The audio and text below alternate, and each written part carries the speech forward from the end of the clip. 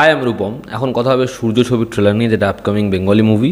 19 জুলাই ছবিটা সিনেমা হলে মুক্তি পাচ্ছে। ছবিতে মুখ্য চরিত্রে অভিনয় করেছে বিক্রম চ্যাটার্জি, মধুমিতা সরকার এবং দর্শনা বণিক, এবং ছবির পরিচালক শিলাদিত্য মৌলিক। তো কেমন লাগলো এই ছবির ট্রেলারটা? দেখুন, আমি যখন টিজার এসেছিল তখনই বলেছিলাম যে এই ছবিটা মালায়ালাম ছবি, আর চার্লি ছবিটা রিমেক। চার্লি আমার ভীষণ পছন্দের ছবি। এবার বিষয়টা হচ্ছে যে এই ছবিটা কিন্তু তামিল ভাষায় এবং মারাঠি ভাষায় রিমেক হয়েছে, মারা এবং দেবা নামে। এবার সেই দুটো ছবির যে প্রডিউসার অর্থাৎ প্রতীক চক্রবর্তী, সেই কিন্তু এই বাংলা ছবিটারও প্রডিউসার। এবার তিনি এই ছবিটা বাকি দুভাষাতে প্রডিউস করেছেন, রিমেক করেছেন, বাংলাতেও করেছেন। তো যেহেতু প্রডিউসার সেই প্রত্যেক ভাষায় রিমেক করেছে, তো এখানে আলাদা করে আমাদের আর বলার থাকতে পারে না যে কেন এই ছবিটা রিমেক হচ্ছে। তার কারণ বাদবাকি ভাষাতেও তো হয়েছে। আমি যদি এই ট্রেলারটাকে স্ট্যান্ড অ্যালোন হিসেবে দেখি, আমার কিন্তু ট্রেলারটা বেশ ভালো লেগেছে। আমার চার্লি সিনেমাটা খুব পছন্দের, এবং দুলকার পার্বতীর ওরকম পারফরমেন্স, ছবিটা আমার খুব পছন্দের ছবি হওয়া সত্ত্বেও আমার কিন্তু ট্রেলারটা খুব মিষ্টি লেগেছে। এবং সবথেকে যেটা ভালো করেছে, যে একটা সোল হয় না, চার্লির মধ্যে একটা অদ্ভুত সোল আছে।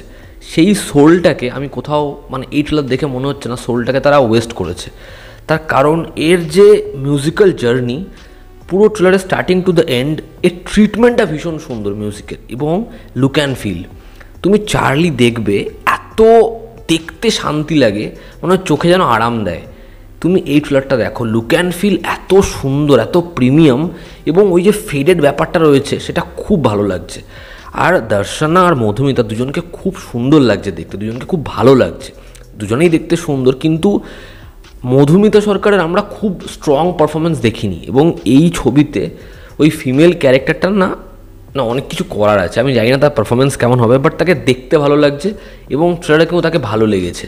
আর যদি বিক্রম চ্যাটার্জির কথা বলি, সংলাপ তার কোনো নেই ট্রেলারে, কোনো সংলাপই নেই, বাট তাও ট্রেলারে তার একটা ইমপ্রেশন থাকে। একদম শুরুতে যেরকমভাবে এই চরিত্রটা, সে একটা ব্রেক চাইছে, সে নিজের কাজ থেকে, এই পরিবেশ থেকে একটা জায়গাতে যাচ্ছে, সেখানে সে যে বাড়িটায় গিয়ে উঠছে, ওই বাড়িটা, সেখানে চারিপাশে ছবিগুলো দাদাবাবুর। এই দাদা কে? এই দাদা এমন যে যখন কারো প্রয়োজন হবে সে চলে আসবে, তাকে উদ্ধার করে দেবে, সেখান থেকে তাকে বাঁচিয়ে দেবে, কিন্তু যখন সে তাকে খুঁজবে আর তাকে খুঁজে পাবে না। এবার কিভাবে ওর কাজ অবধি পৌঁছাচ্ছে, এবং বারবার দেখা না হওয়া, এই জার্নি হচ্ছে সূর্যের। এবং সূর্য ঠিক হচ্ছে ওই মেঘ কাটিয়ে অল্প একটু আলোর মতো, সেটাই হচ্ছে সূর্য। এবং এই যে সংলাপটা, এই মনোলগটা খুব ভালো ওয়ার্ক করে।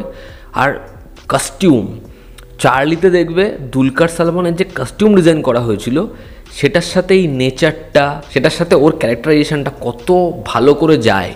এই চরিত্রটা যে কতটা প্রাণবন্ত, সেটা কিন্তু এই কস্টিউম ডিজাইনে, ওর টেস্টে, ওর মনটা কীরকম, সেগুলোতে আগে এস্টাবলিশ হয়ে যায়।